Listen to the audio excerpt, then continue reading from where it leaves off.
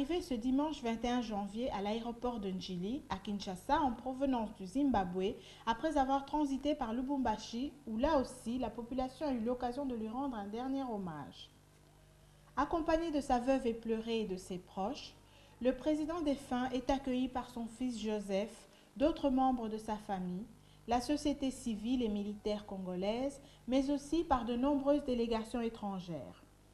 Celles-ci sont venues partager le chagrin de tout un peuple affecté dans sa douleur et sa solitude et lui témoigner ainsi un peu de réconfort et signifier à tous les Congolais que la République démocratique du Congo n'était pas seule face à ce nouveau coup du destin.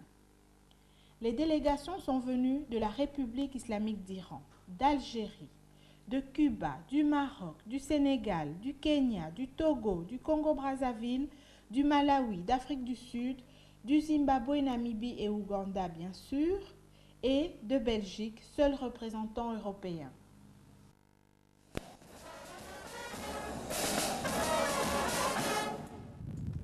Commandant suprême des forces armées congolaises, de la police et du service national, les unités des forces armées congolaises, représentées par le détachement d'honneur ci présent, sont rangées pour vous accueillir et vous rendre les derniers hommages pour vos bons et loyaux services rendus à la nation congolaise. Je vous invite à passer ce détachement en revue. Le commandant de détachement, le major Fiston Malina.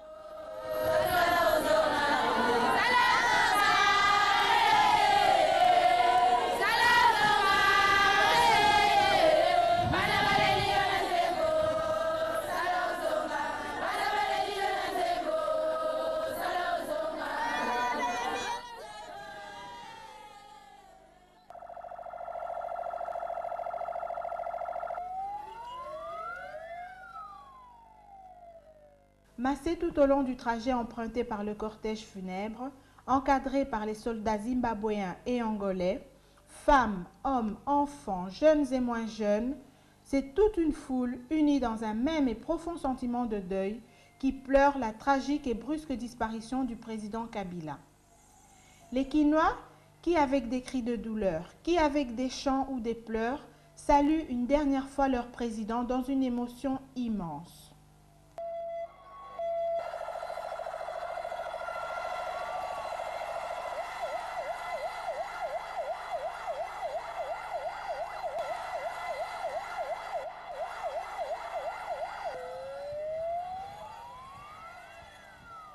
Le président Kabila a été tué dans des circonstances qui demeurent obscures. Qui l'a tué? Qui sont les commanditaires? Pour quelles raisons l'a-t-on éliminé? Autant de questions que tout le monde se pose et se posera sans doute toujours, le meurtrier ayant été éliminé à son tour. Écoutons la version de Louis Michel, le ministre belge des Affaires étrangères. Les informations que j'ai, en fait, de trois sources différentes, c'est que le président Kabila serait mort, qu'il aurait été abattu, que ce serait, je dirais, une dispute avec des généraux qui auraient mal tourné. Ça ne nous permet pas du tout de tirer comme conclusion que c'est un coup d'État. On n'a pas les éléments qui nous permettent de penser ça. Trois sources différentes disent qu'il est mort. Naturellement, nos essayons de vérifier ces informations. Je peux simplement vous dire que ces sources-là sont des sources habituellement dignes de foi. Et donc ça ne semble pas être simplement des rumeurs infondées.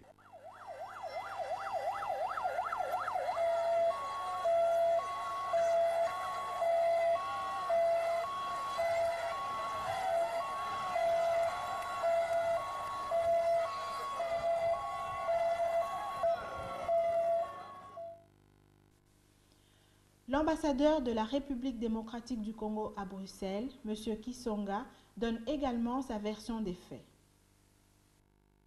Il s'est passé qu'un de ses gardes, probablement acheté par des forces qui étaient hostiles au président Kabila, par des forces qui voulaient la disparition du président Kabila, que ce garde-là a tiré sur le président. Le président a été amené dans un état très critique à l'hôpital d'Engaliema. Et puis par la suite, les autorités ont jugé qu'il était nécessaire de le transférer au Zimbabwe pour des soins beaucoup plus profonds. Et malheureusement, au Zimbabwe, le président était déjà dans un état critique fort avancé et il n'a pas survécu, il est mort avant-hier.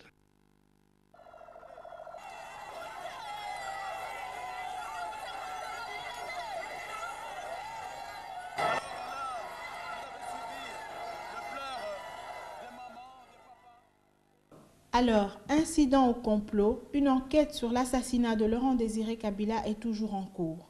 Néanmoins, plusieurs rumeurs circulent à propos des circonstances de cet assassinat. Selon nos informations, le président Kabila était déjà souffrant depuis plusieurs jours avec à son chevet plusieurs médecins cubains. La veille de l'attentat, il était perfusé dans sa résidence du Palais de Marbre. Méfiant légendaire, son affaiblissement a-t-il contribué à faire baisser sa vigilance et pousser les éventuels commanditaires à accélérer un complot déjà en cours? Qui seraient justement ces commanditaires? Plusieurs pistes se dégagent, mais nous en retiendrons 3 que nous jugeons significatives. La première, le mécontentement des compagnons d'armes de Massassou, originaires du Kivu, ancien allié de Kabila, accusé de complot avec les Rwandais et Ougandais, arrêtés et peut-être exécutés. Ajoutons aussi qu'une centaine de militaires majoritairement originaires du Kivu avaient été arrêtés avec lui. Certains auraient été passés par les armes, d'autres avaient réussi à fuir à Brazzaville avec l'appui de riches hommes d'affaires congolais hostiles à Kabila, où ils se préparaient à venger leurs compagnons. La deuxième piste, le principal allié hostile au président Kabila ces dernières semaines, l'Angola, véritable parrain du Congo, que la rumeur disait être à la recherche d'un successeur à Kabila. Alors, l'avait-il trouvé ou a-t-il été pris de court par les événements du mardi 16 janvier? Il faut savoir en outre que les alliés de Kinshasa s'inquiétaient de l'intransigeance du président Kabila, qui se refusait à tout dialogue, tant avec les forces politiques de l'opposition qu'avec la société civile du pays, alors que ce même pays s'enfonçait dans un marasme socio-économique sans précédent, entraînant un mécontentement populaire généralisé qui faisait craindre le nouveau pillage. La troisième piste, moins probable mais également évoquée, c'est celle des soldats de Kinshasa mécontents de leurs conditions de vie, se jugeant maltraités et envoyés au front de préférence à leurs compatriotes katangais, mieux traités et mieux payés.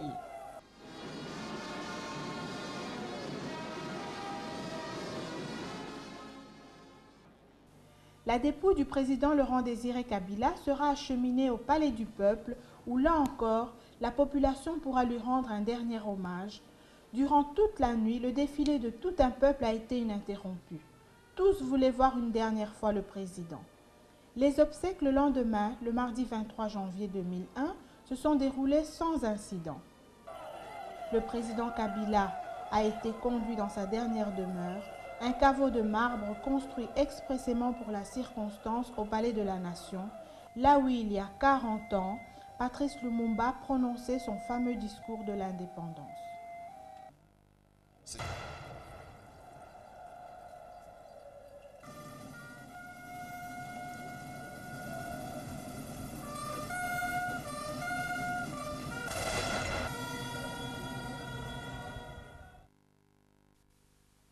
Enfin, la dernière version des circonstances de l'assassinat du président Kabila est celle donnée par son directeur de cabinet adjoint chargé des questions économiques, M. Mota.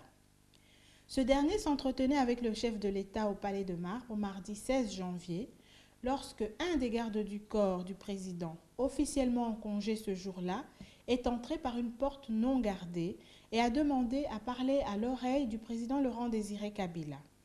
Étonné, le chef de l'État s'inclina néanmoins vers le jeune homme qui dégaina et lui tira à bout portant une balle dans la tête, une autre dans les poumons et d'autres balles dont une ira se loger dans le genou. Le tueur quitta tout bonnement les lieux, laissant M. Mota abasourdi et terrifié. Il sera éliminé à son tour à l'extérieur par les militaires alertés. Ainsi, si cette version élimine l'hypothèse de l'incident, elle n'écarte pas celle du complot ni celle de l'action d'un homme seul. Au lendemain de l'attentat sur le président Kabila, tout le monde se demandait comment serait gérée la transition et quel sera l'avenir politique du pays. Pour le président de l'UTPS, M. Etienne Tshisekedi, la mort d'un être humain reste regrettable, surtout une mort aussi violente que celle du président Kabila. Écoutez-le plutôt au micro des amis de Wechi lors de la conférence de presse qu'il a accordée le jeudi 18 janvier à 10h. Mon message consistera justement à tirer les conséquences de cet événement. D'abord à l'égard du peuple congolais. Je lui demande donc de revenir à l'esprit de réconciliation nationale qui avait caractérisé la conférence nationale souveraine. Il faut que tous les Congolais apprennent à se pardonner, à mettre la croix sur ce qui vient de se passer et à ne considérer que l'unité, la solidarité et la réconciliation que nous avait légué la conférence nationale souveraine.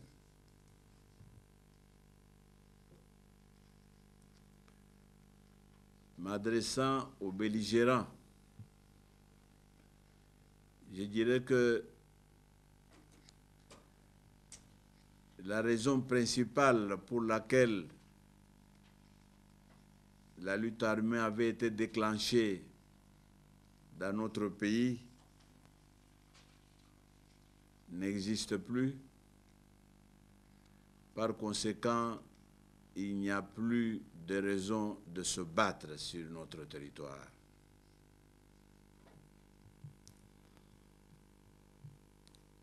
Je demande à la communauté internationale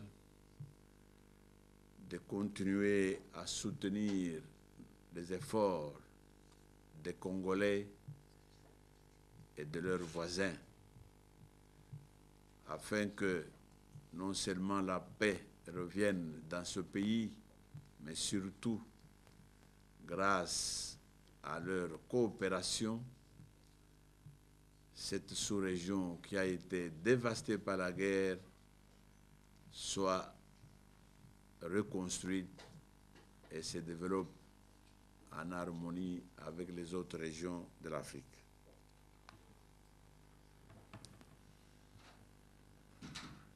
Enfin, je demande, en conclusion de tout cela,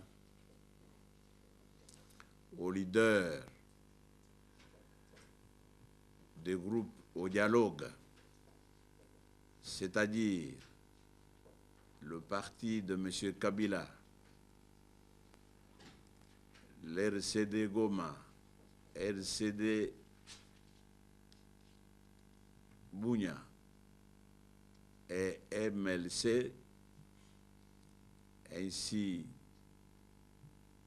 que l'opposition démocratique interne dont je suis déjà le porte-parole. Je demande donc à ces leaders de nous retrouver très prochainement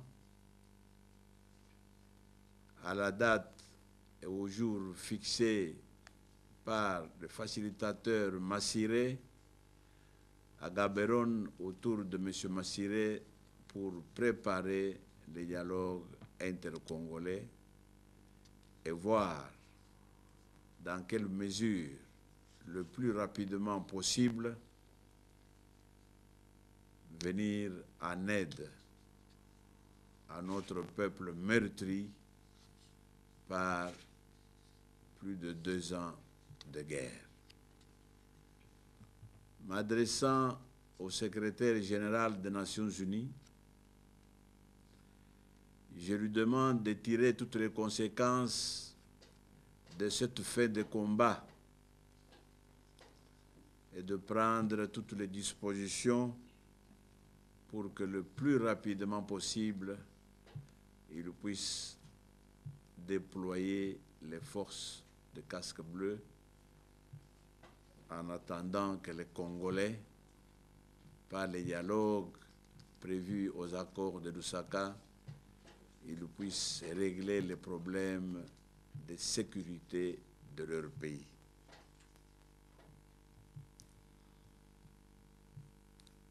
Je demande à la communauté internationale de continuer à soutenir les efforts des Congolais et de leurs voisins afin que non seulement la paix revienne dans ce pays, mais surtout, grâce à leur coopération, cette sous-région qui a été dévastée par la guerre soit reconstruite et se développe en harmonie avec les autres régions de l'Afrique. Et à propos de cette éternelle question de Premier ministre élu par la conférence nationale, que pense M. Tshisekedi? Ce problème, c'est un phénomène qui est difficilement compréhensible à l'extérieur. On l'entend de plusieurs manières. Mais je voudrais seulement vous dire que nous avons, et nous allons revenir à cette loi. Il y avait au Congo une loi provisoire, une loi organique, qu'on peut même dire une loi constitutionnelle, qui régissait le Congo depuis que nous avons arraché la liberté pendant ce qu'on appelle les temps de transition, jusqu'à ce que nous appelons la Troisième République chez nous.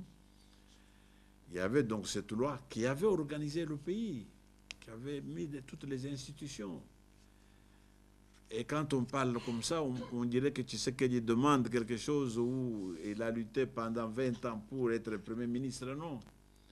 Ces lois-là, au nom de ces lois, en vertu de ces lois, il y a eu des élections faites par la Conférence nationale souveraine. Et c'est elle qui m'a élu. Il y avait plusieurs candidats. Donc ce n'est pas un cadeau. Donc tout cela, dû à quoi? Justement à la lutte de libération que nous avons entamée contre une des plus grandes dictatures de l'Afrique. Et que nous avons gagné parce que, comme j'ai dit, il y a eu un 24 avril 1990. Par conséquent, tout cela a causé la confiance de notre peuple à l'égard de mon parti. Et c'est normal que je puisse dire, je prétends, non pas en l'air, non pas en rêve, mais en réalité. Jusqu'ici, le peuple congolais ne s'est jamais réuni pour me désavouer. Tout ce que je sais, c'est que 3 mois de gouvernement, le dictateur Mobutu a fait marcher des chars de combat pour me chasser de mon cabinet et ceux de ministre. Mais un mandat légal, légitime, confié à un gouvernement et auquel ce sont des chars de combat qui me font, je ne sais pas si ce mandat-là, comment on peut le voir. Mais quand on en parle à l'extérieur, c'est avec beaucoup de légèreté, comme si on s'était battu 20 ans pour être Premier ministre. Ça ne dit rien. On se bat pour la libération du peuple, parce que nous croyons dans la démocratie. Nous croyons qu'il n'y a qu'un peuple libre qui peut se développer. Et voilà pourquoi nous y avons consacré le meilleur de notre jeunesse jusqu'à l'heure actuelle pour que cette lutte-là puisse aboutir à sa juste fin, comme je l'ai dit tout à l'heure, qui est l'installation d'un État de droit et d'un État démocratique chez nous. Le lendemain, le vendredi 19 janvier 2001, notre équipe a assisté à une autre conférence de presse, celle organisée par l'opposition armée et non armée, à l'exception de l'UDPS et du RCD Goma. Le point sur cette rencontre. Message de l'opposition démocratique non armée et de l'opposition armée du Congo-Kinshasa. Nous, les forces politiques et sociales de l'opposition démocratique plurielle, le collectif des forces vives et démocratiques du Congo-Kinshasa, le Front commun pour la libération du Congo, FCL en sigle, Conseil national, nous, le Conseil national pour la résistance et la démocratie, le MNC Lumumba, le comité suivi de la consultation nationale, ayant constaté le décès de M. Laurent Kabila, ayant constaté de ce fait le vide du pouvoir politique au sommet de l'État, après concertation de toute l'opposition congolaise, dans son ensemble, nous donnions au gouvernement de l'ancien régime du défunt Kabila toute l'initiative de procéder à une quelconque succession.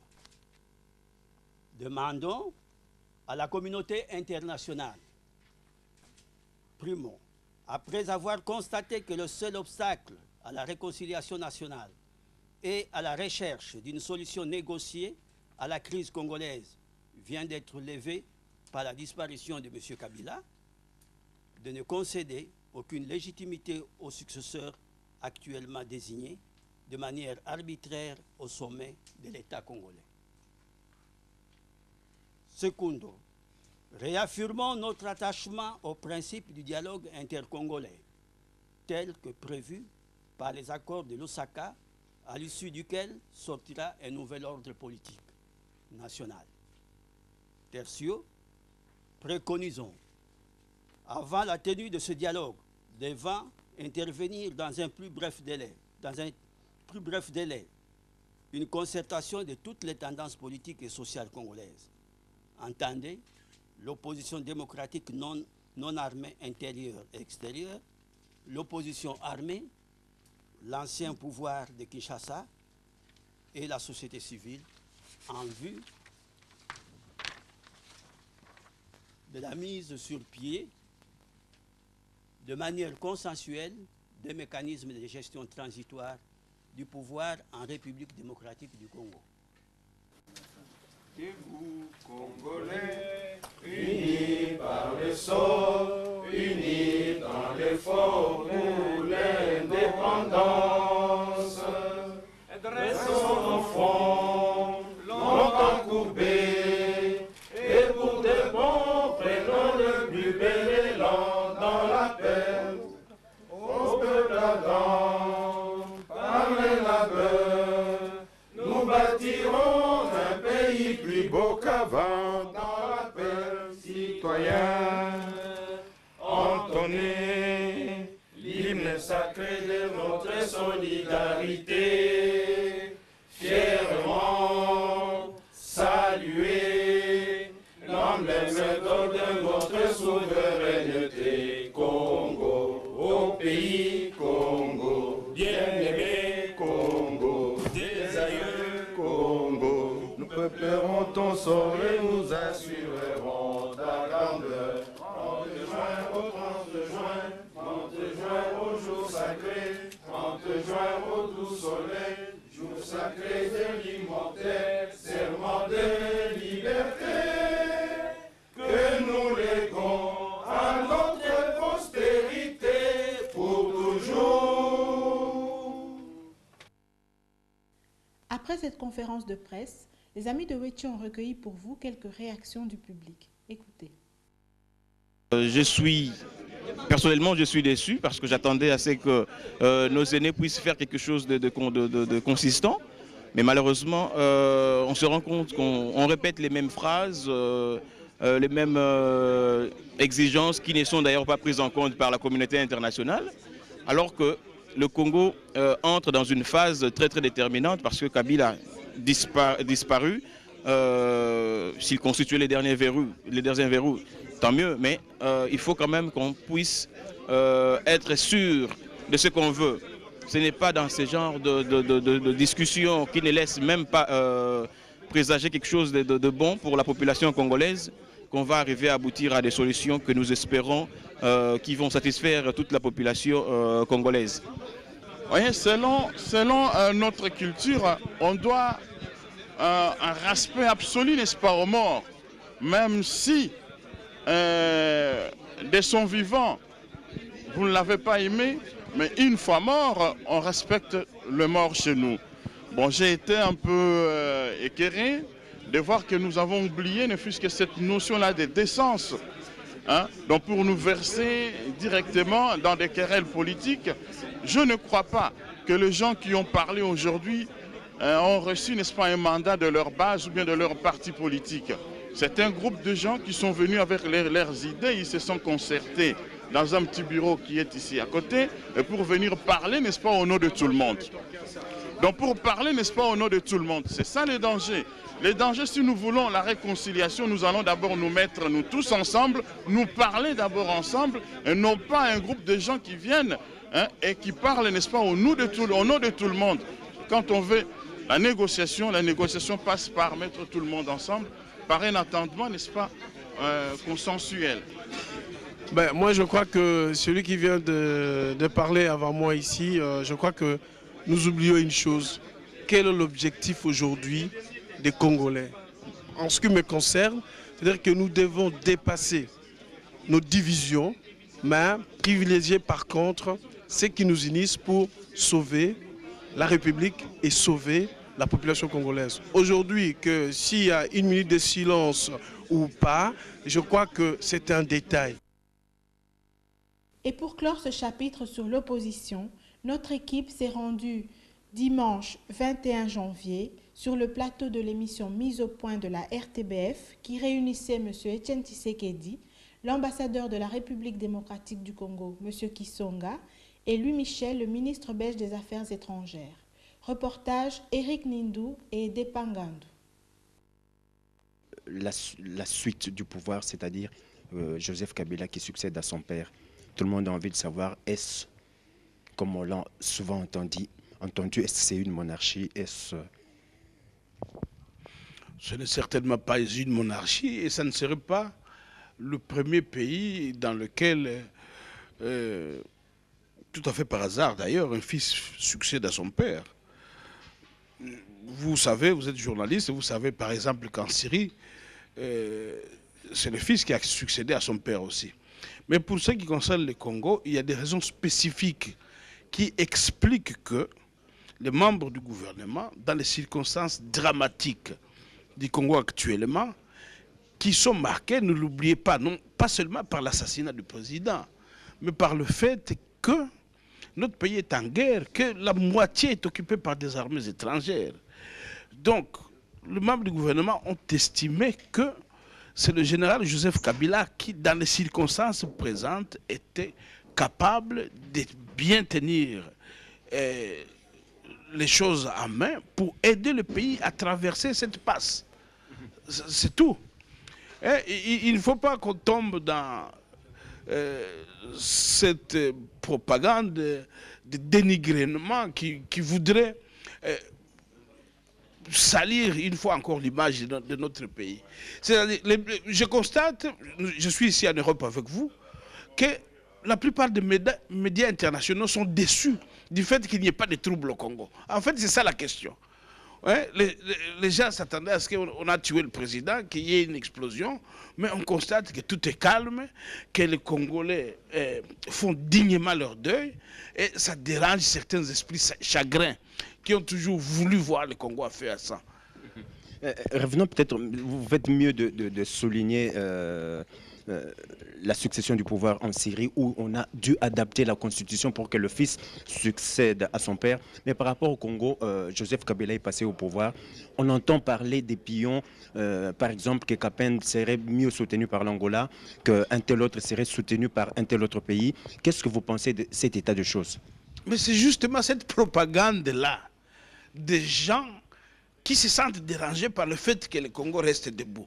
On voudrait voir le Congo tout à fait par terre, dans l'explosion, morcelé, où les gens s'affrontent les uns contre les autres. Mais les Congolais, malheureusement pour ces gens-là, les Congolais sont assez matures pour comprendre qu'il n'y a aucune raison pour qu'ils se battent entre eux. Vous savez, malgré tous les efforts qui ont été faits depuis 3 ans, il n'y a toujours pas de guerre civile chez nous.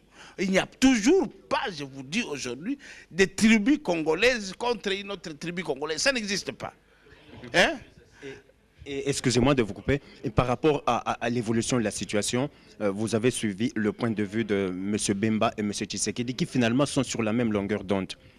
Qu'est-ce que vous pensez finalement que le gouvernement puisse adopter comme position par rapport au fait qu'il y a déjà 2 partis qui sont sur la même longueur d'onde? Le président Kabila avait accepté que M. Massire puisse de nouveau jouer un rôle de facilitateur, mais dans des conditions qui allaient plus sécuriser le Congo. Le président Kabila avait pris l'initiative. Le dialogue intercongolais, c'était son idée.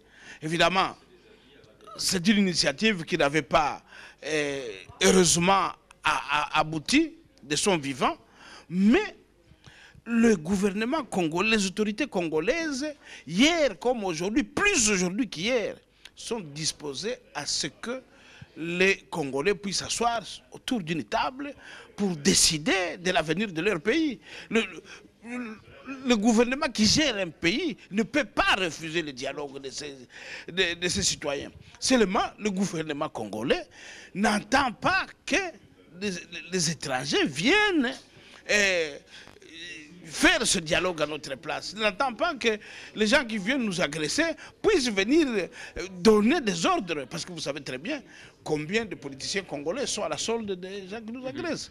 Oui. Je vous ai suivi pendant le débat, monsieur l'ambassadeur, où vous avez dit que la solution Joseph Kabila ne serait qu'intérimaire. Qu'est-ce que vous entendez par... Ce n'est vraiment pas ce que j'ai dit. J'ai répondu à une question. J'ai dit que, à mon avis, d'après les informations que nous avons reçues, nous sommes à 8000 km de Kinshasa, que les autorités du gouvernement ont confié le pouvoir au général Joseph Kabila pour aider le pays à traverser une passe. Quant à la suite, c'est aux autorités. Un ambassadeur n'est qu'un envoyé de son gouvernement. Donc je ne peux vous donner que les informations que le gouvernement me demande de livrer à l'opinion. Une question d'abord d'ouverture. On vous a vu sur le même plateau que M. Kisonga, l'ambassadeur du Congo en Belgique. Jusqu'à présent, vous aviez dénié toute légitimité au gouvernement congolais. M. Kisonga était à vos côtés. Pour vous, c'est qui? Est-ce que c'est l'ambassadeur de votre pays? Ah, mais d'abord, le problème de légitimité, c'est un problème de principe. N'est-ce pas? Nous reconnaissons les choses. Mais cela n'empêche que je l'ai appelé, je considérais toujours le gouvernement Kabila comme un gouvernement de facto qui est armé, donc avec lequel il faut dialoguer pour pouvoir mettre fin à cette situation-là. Ça, c'est un. 2. Mais M. Kisonga, comme vous dites vous-même, il est l'ambassadeur du gouvernement Kabila ici. Mais je viens de dire tout à l'heure qu'une page vient d'être retournée, n'est-ce pas? Qu'au lieu maintenant de perdre notre temps à se demander ce qui s'est passé, laissons ça aux historiens. Nous autres, tous les Congolais, doivent maintenant envisager l'avenir et mettre la croix sur le passé. Par conséquent, j'avais à côté de moi, en Kisonga, un frère avec lequel, certainement, prochainement, il y aura d'autres contacts pour que nous puissions justement trouver la solution à la crise congolaise. Donc, vous parlez de l'actualité justement, qui est la mort du président Kabila, une mort qui est venue brusquement. Il y a 6 mois, je vous avais rencontré déjà ici à Bruxelles.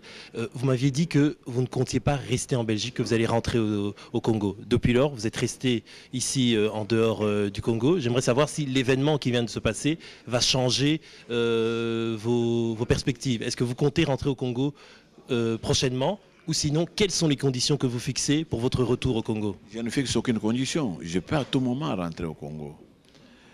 Mais ici, justement, je suis en train de travailler. Vous savez qu'on a parlé même des accords de Lusaka. Je crois que ma présence à l'extérieur, où, vous le savez, j'ai fait énormément de visites dans beaucoup de pays, de l'Union européenne, du Canada, des États-Unis, pour justement sensibiliser les dirigeants de tous ces pays, d'abord de ne pas nous oublier, parce que vous savez que nous ne sommes pas la seule préoccupation. Le dossier congolais n'est rien du tout par rapport aux problèmes qui préoccupent ces dirigeants. Donc il fallait qu'on voit les uns et les autres pour les inciter à ne pas nous oublier, ce qui a été le cas d'ailleurs, et à continuer à lutter pour qu'ils puissent faire pression sur les belligérants, particulièrement sur M. Kabila, que vous savez, n'avait que le langage de va-t-en-guerre. Et maintenant qu'entre-temps, sa mort est là et qu'il faut encore plus qu'hier insister sur et relancer le problème du dialogue intercongolais et de relancer le déploiement des casques bleus au Congo, mais ma présence ici, nous n'avons pas beaucoup de moyens pour nous payer des avions aller-retour tout le temps. Ma présence ici est utile justement pour faire ce travail-là. Dès que c'est fait, surtout dès que nous avons le dialogue intercongolais avec sa suite, soyez certains que je n'ai plus de raison de rester à l'extérieur, je rentre chez moi. Justement, l'actualité, c'est aussi la présence au pouvoir à Kinshasa, désormais du fils de M. Kabila, Joseph Kabila. J'aimerais savoir quelle impression avez-vous de lui? Est-ce que pour vous, vous lui laissez le bénéfice du doute, vous attendez qu'il parle avant de vous prononcer, ou bien vous avez déjà une impression défavorable sur son accession au pouvoir? Oui, mais je dis bien que n'ayant pas reconnu la moindre légitimité à son père, je ne reconnais donc aucune légitimité à son fils. Donc le problème que vous me posez ne m'intéresse pas. Ce qui m'intéresse, c'est que, étant un gouvernement de facto, a-t-il des dispositions à ce que nous puissions le plus rapidement possible poursuivre et achever les accords de Lusaka.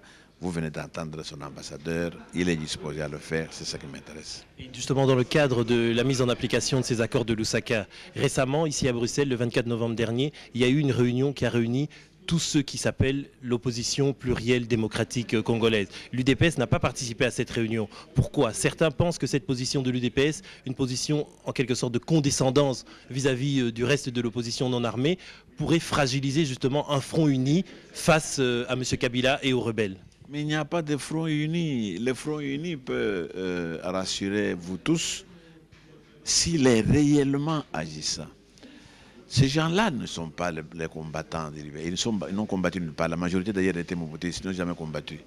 Ils demandent un front unique pour qu'une fois dans ce combat là-bas, ils y mettent les problèmes de leurs intérêts personnels et égoïstes, ils mettent toute la confusion et vous n'irez nulle part. N'oubliez pas toutes les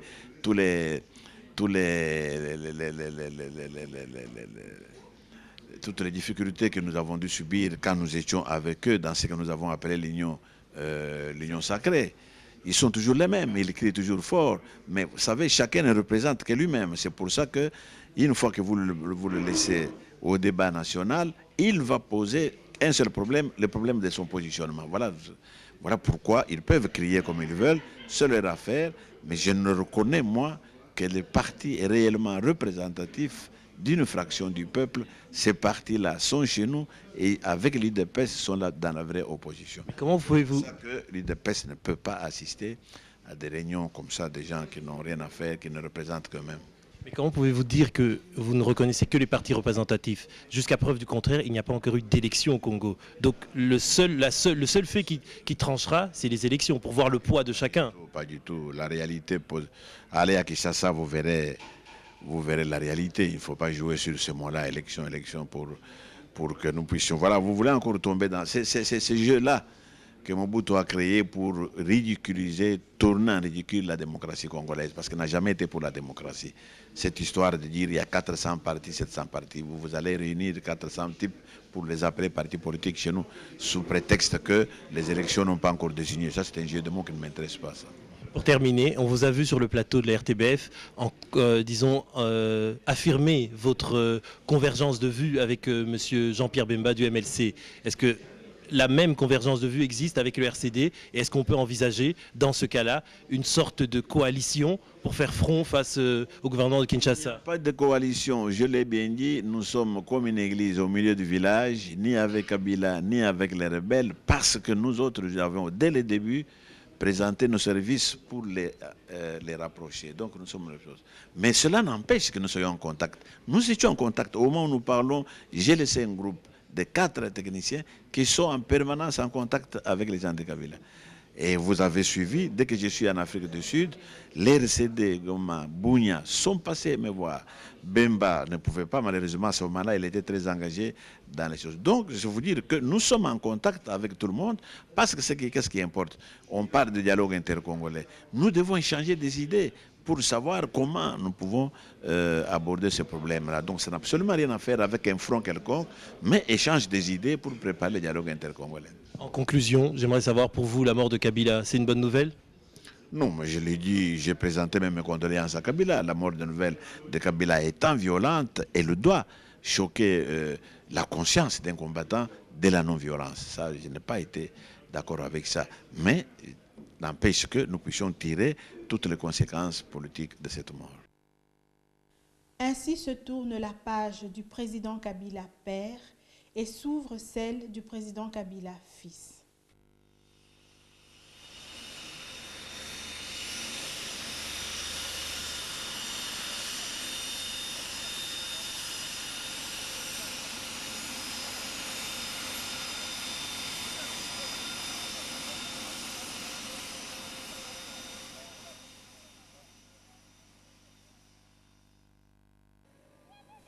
Après avoir été l'objet de polémiques diverses, tant concernant sa nomination à la présidence de la République que son origine, en passant par son expérience et les langues parlées, le nouveau président de la République démocratique du Congo, Joseph Kabila, a séduit par un discours qui promet l'ouverture au dialogue politique et la mise en œuvre de tous les moyens permettant non seulement un retour à la paix, mais également un retrait sine qua non des troupes étrangères d'agression du territoire national. Après avoir été reçu officiellement par la France et les États-Unis, c'est à Bruxelles que le président Joseph Kabila a été accueilli ce samedi 3 février par le ministre belge des Affaires étrangères Louis Michel, ainsi que par une délégation congolaise. Un accueil qualifié de chaleureux en comparaison à celui réservé à son père, qualifié quelque peu de frileux.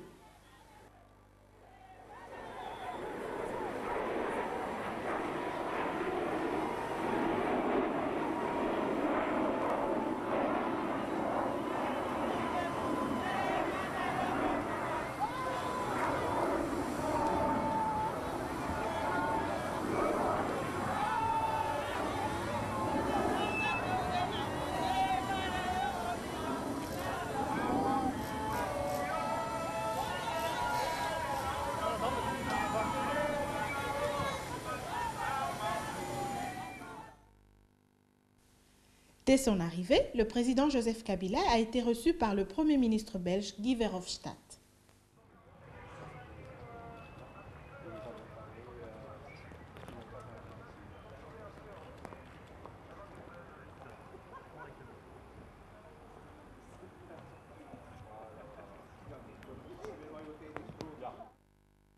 État de cause que la Belgique continuait les efforts qu'on a effectués les dernières semaines, entre autres par le voyage de M. Michel, pour que tous les partenaires soient prêts à se retrouver autour de la table de négociation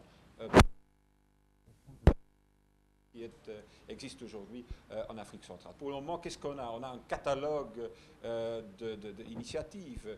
Les Nations Unies ont parlé d'une initiative, le président de l'Afrique du Sud, M. Mbeki, a parlé d'une initiative.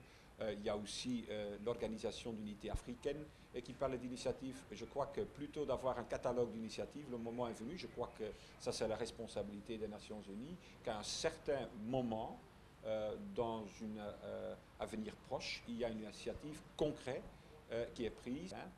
Et on a promis, on a convenu qu'en toute état de cause, la Belgique ferait tout le nécessaire pour avoir des contacts au niveau bilatéral, pour que tout le monde est prêt à se retrouver autour de la table de négociation. Deuxième chose qu'on a convenu, c'est que paix ou pas paix, guerre ou pas paix, il y a les malheurs des gens sur place. Et donc, il faut intensifier l'aide humanitaire dans le Congo, certainement au niveau de la santé publique.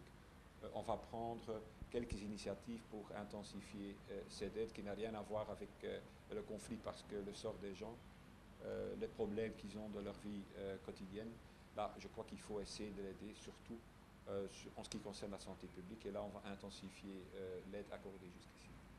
Un autre point qu'on a discuté longuement, c'est l'élaboration d'un pacte de stabilité pour l'Afrique centrale en général et pour le Congo plus particulièrement.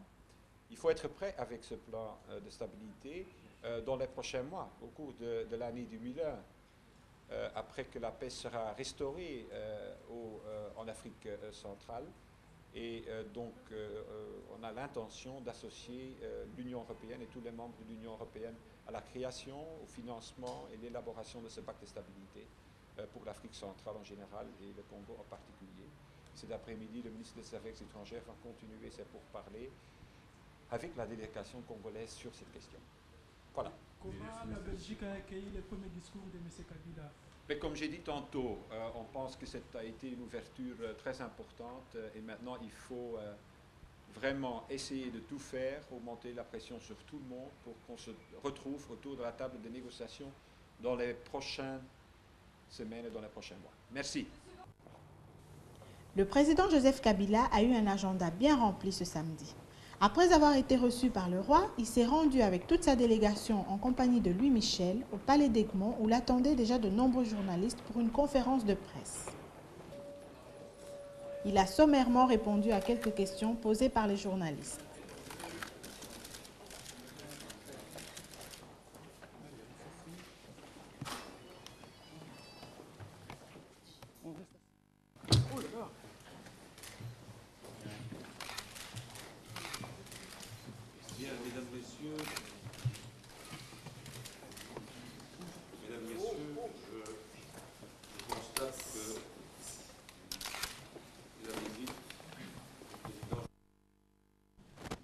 Et les rencontres au plus haut niveau qu'il a eues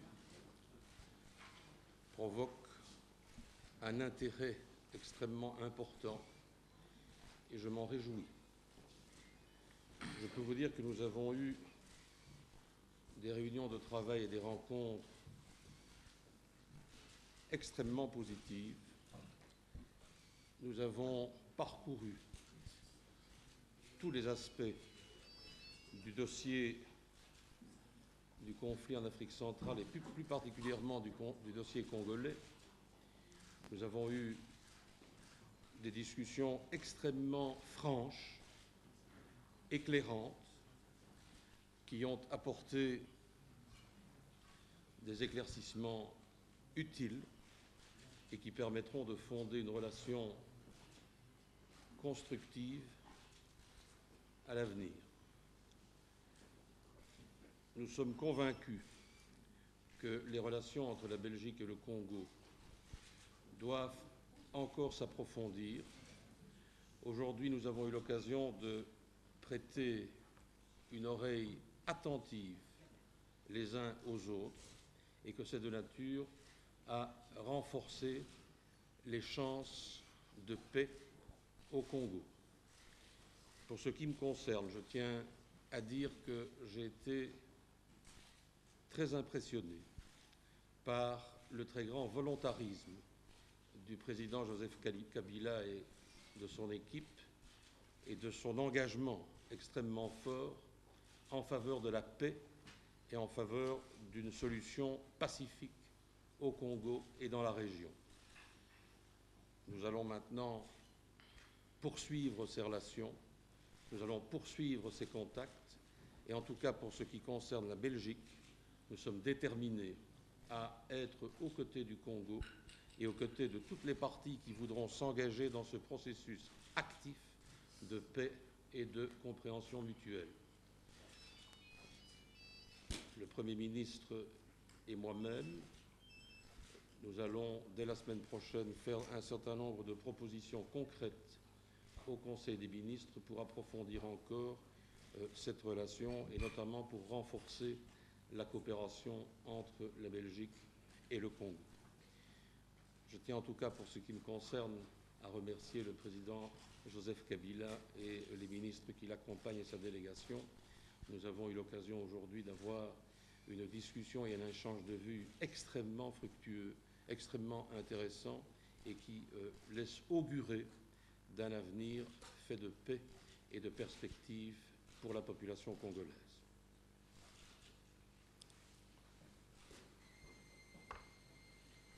Merci beaucoup. Comme il vient de le dire, le vice-premier ministre, nous avons eu des entretiens qui viennent de qualifier fructueuses, surtout au point de vue bilatéral. Là où nous avons essayé de voir et revoir le problème lié à la guerre d'agression au Congo. Et je voudrais bien préciser que c'est depuis Paris, avec le président Chirac, c'était la même chose à Washington. Et bien sûr, nous avons aussi apporté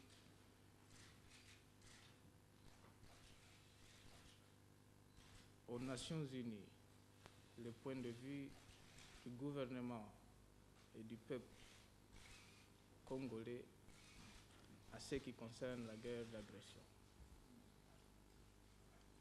Merci.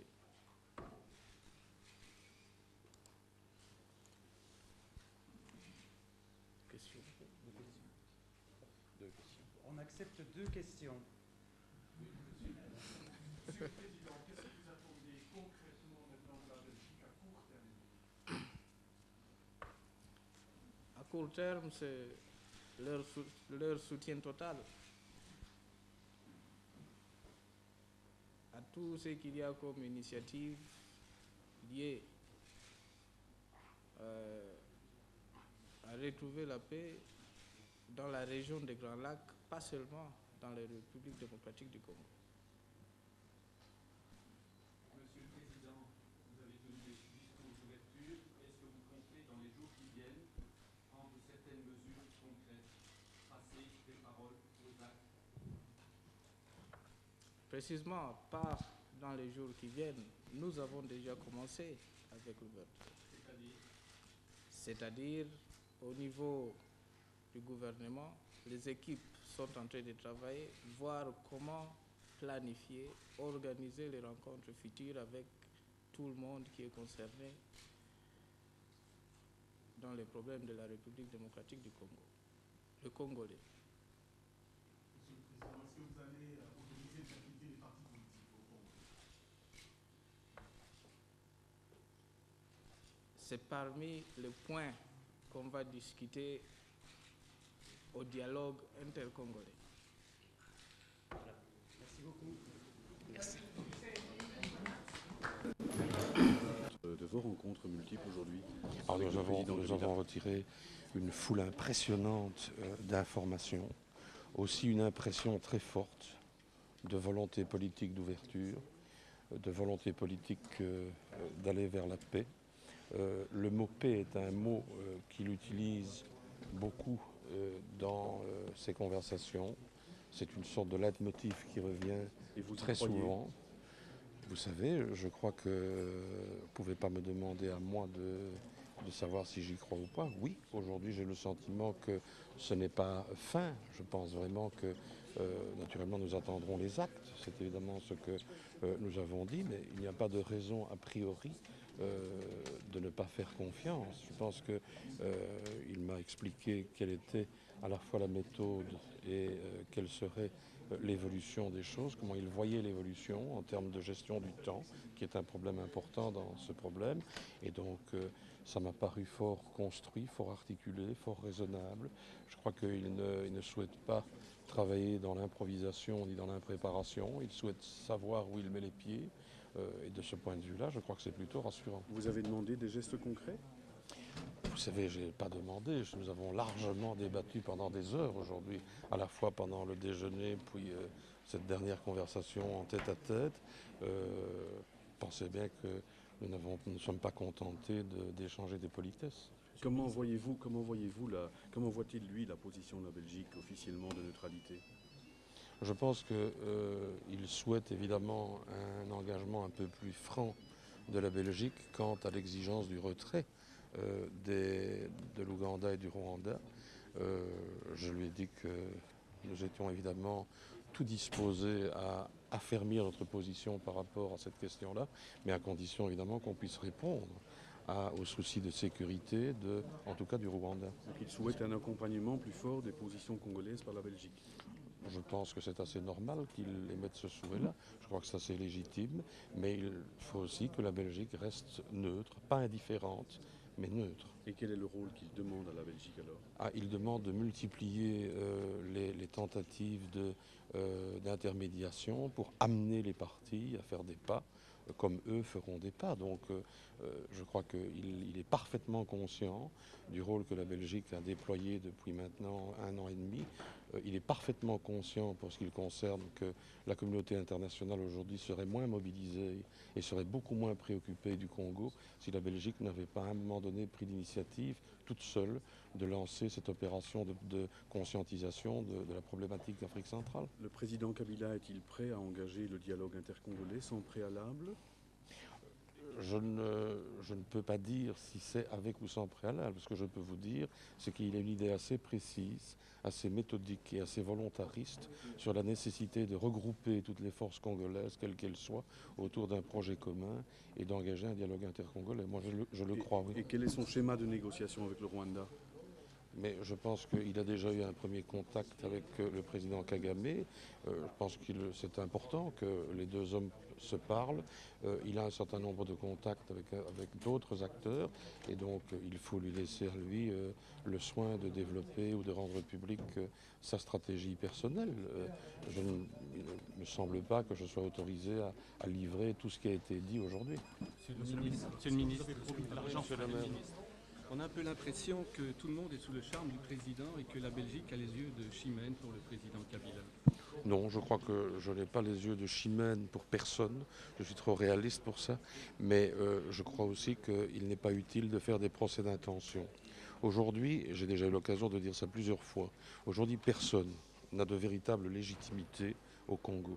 Il se fait que les circonstances ont mis en place un jeune président qui a autour de lui un certain nombre de ministres, qui affirme vouloir l'ouverture, qui a fait un discours qui, ma foi, peut être interprété comme un discours d'ouverture, qui a déjà pris des décisions sur le plan économique notamment qui sont des ruptures véritablement par rapport au passé, qui a un certain nombre de contacts, qui a une lourde responsabilité évidemment de tenir l'État congolais dans des circonstances difficiles. Il n'y a donc pas de raison de faire un procès d'intention. Une dernière question. Dans la presse, on a pu lire et entendre qu'au niveau de la Belgique, certains auraient voulu profiter de l'assassinat du président Kabila pour fomenter des complots et que la Belgique se serait partie au départ de la Belgique. Est-ce que vous étiez au courant et vous avez une réaction? Je n'étais pas au courant et je crois vraiment que ce sont des sottises. Toujours dans le cadre du passage du président Joseph Kabila à Bruxelles, écoutons les réactions de Cheo Kitundu, le ministre des Affaires étrangères congolais, au micro d'Éric Nindou. Qu'est-ce qui va changer dans les relations belgo-congolaises avec l'avènement de Joseph Kabila au pouvoir? Je pense que ce qui va changer particulièrement, c'est d'abord le climat. Vous savez, entre la Belgique et le Congo, c'est toujours des relations en dents de scie. Il y a des jours sans et des jours où les relations sont plutôt, si pas conflictuelles, mais en tout cas tendues.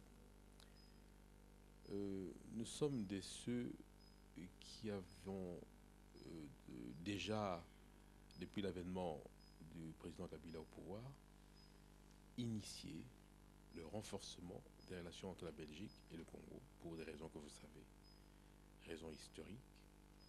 Et nous avons toujours rappelé que la Belgique dispose de la meilleure expertise congolaise. Et la Belgique est pour nous le passage obligé vers l'Union européenne. conséquent, ce que nous voulons à partir de cette visite du président de la République, c'est de concrétiser le renforcement des relations entre la Belgique et le Congo. Et nous pensons en tout cas que la Belgique fera tout ce qui est en ses possibilités actuellement pour influer dans la recherche de la solution des crises qui sévissent actuellement dans notre pays. C'est de cela, au fait, principalement, que nous avons traité avec les autorités belges. Donc là, en tout cas, il y aura un changement. Vous avez le sentiment d'avoir été entendu? Effectivement. Je dois vous dire que nous avons été agréablement surpris par la chaleur avec laquelle le Premier ministre nous a reçus. Ça, c'est clair. Concernant le vice-premier ministre, rien d'étonnant, parce que d'abord, c'est un ami. Et en plus, on s'est déjà vu à plusieurs reprises. Le vice-premier ministre est venu déjà à Kinshasa à plusieurs reprises. Donc, entre les deux, il n'y a pas... c'est pas étonnant qu'on soit bien accueilli. Par contre,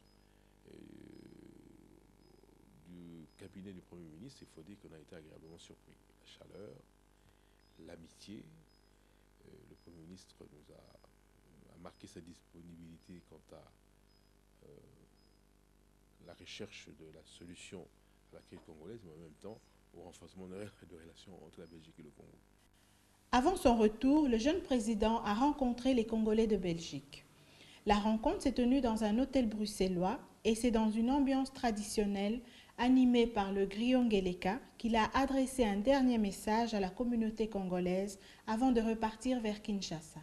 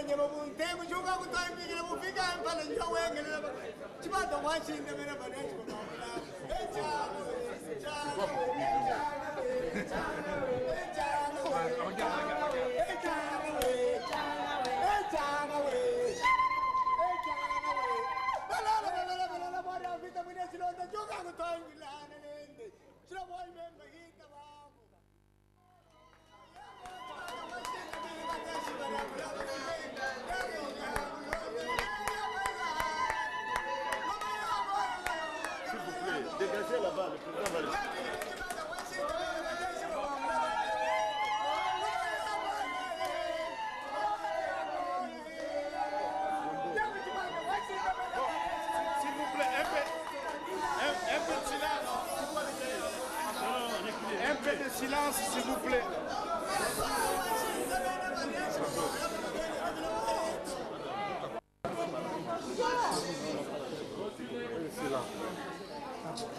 Où vas-tu?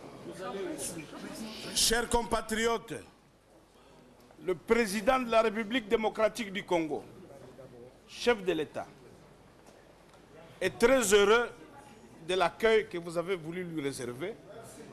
Il va vous adresser quelques mots de remerciement avant de rentrer chez nous. Monsieur le Président, vous pouvez vous adresser à votre population. Premièrement, je voudrais bien, comme il a dit l'ambassadeur, vous remercier pour l'accueil que vous nous avez réservé moi-même et ma délégation.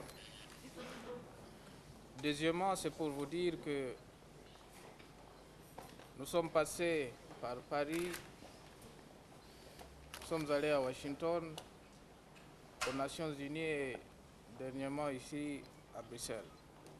Le message que nous avons apporté à tout ce monde, c'est que le Congo a besoin de la paix.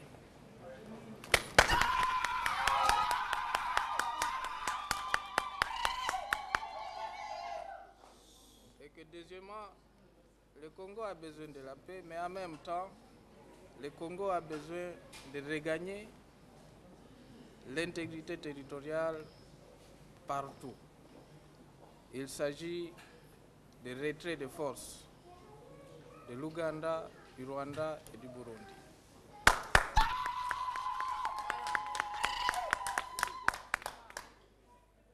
Personnellement, comme président de la République démocratique du Congo, je voudrais bien voir le Congo qui est beaucoup plus fort. Un Congo qui va regagner sa place parmi les grands du monde d'aujourd'hui. Bien sûr que ça ne sera pas vraiment facile, mais avec l'appui de tout le monde, surtout les Congolais qui se trouvent et ici en Belgique et aux États-Unis, en France, précisément, et au Congo même. C'est un rêve que nous tous ensemble, on peut réaliser. Merci beaucoup.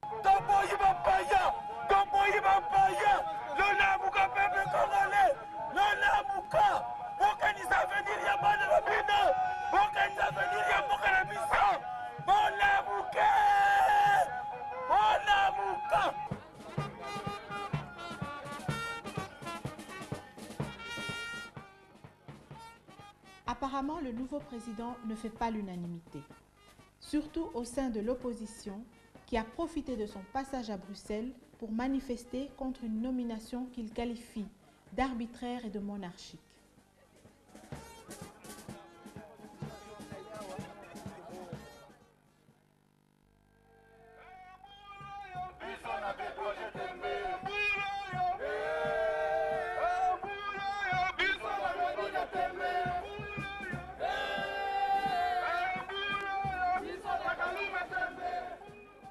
Une présence fort remarquée parmi les manifestants, c'est celle de Mme Justine Kasavubu, qui, je vous le rappelle, avait quitté l'UDPS pour rejoindre l'équipe du président Laurent-Désiré Kabila avant d'être nommé ambassadeur de la République démocratique du Congo en Belgique, pour être finalement limogé quelques mois après et créer son propre parti politique.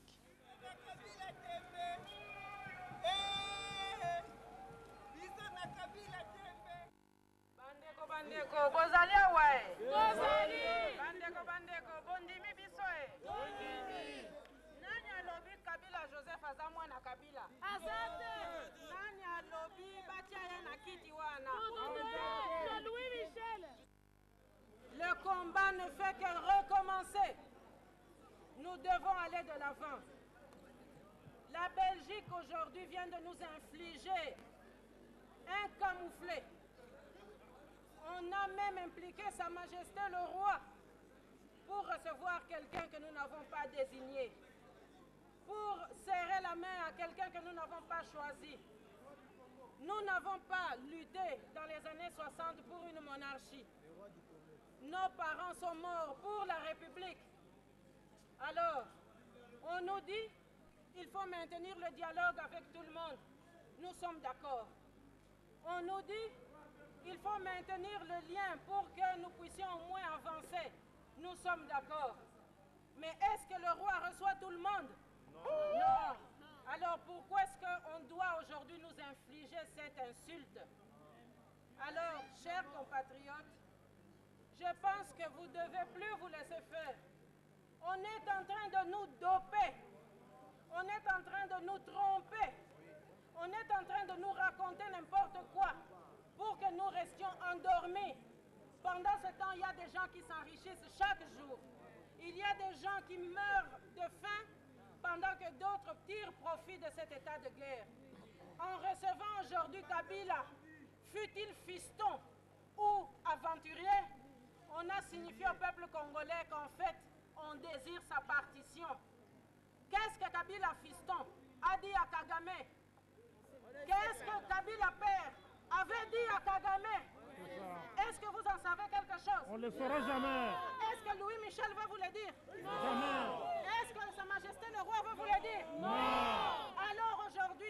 cacher cette vérité. Il faut se lever, il faut se battre, il faut refuser le minimex, il faut rentrer chez nous. Nous devons vraiment nous mettre en avant, nous devons nous unir. Nous n'allons plus accepter l'humiliation. Ça suffit. Aujourd'hui, c'est le premier jour, ce ne sera pas le dernier. Trop d'humiliation conduit à la révolution. Et la révolution commencera ici.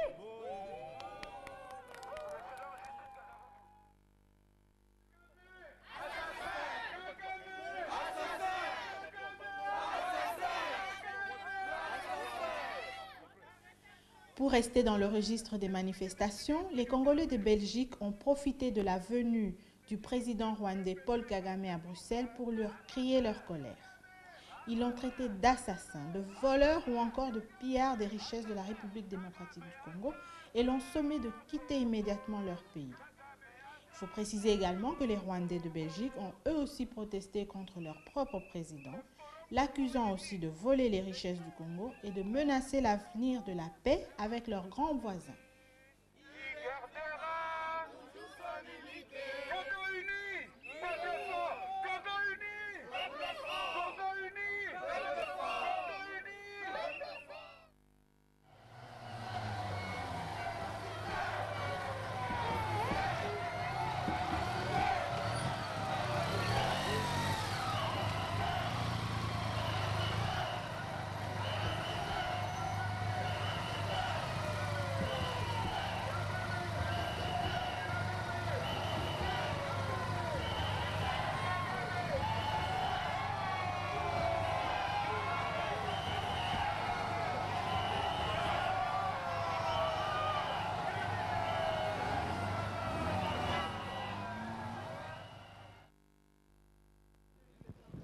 Je conseillerais à M. Kagame de faire preuve de moins d'arrogance. Le Congo n'est pas n'importe quel pays. Les Congolais, ce ne sont pas des bêtes, ce ne sont pas des animaux. Et s'il veut retrouver la paix, s'il veut que ses petits-enfants, ses arrière-petits-enfants puissent un jour vivre dans la paix, il devrait respecter les Congolais, il devrait respecter ses propres compatriotes, il doit impérativement engager sans condition et immédiatement un dialogue avec ses frères rwandais.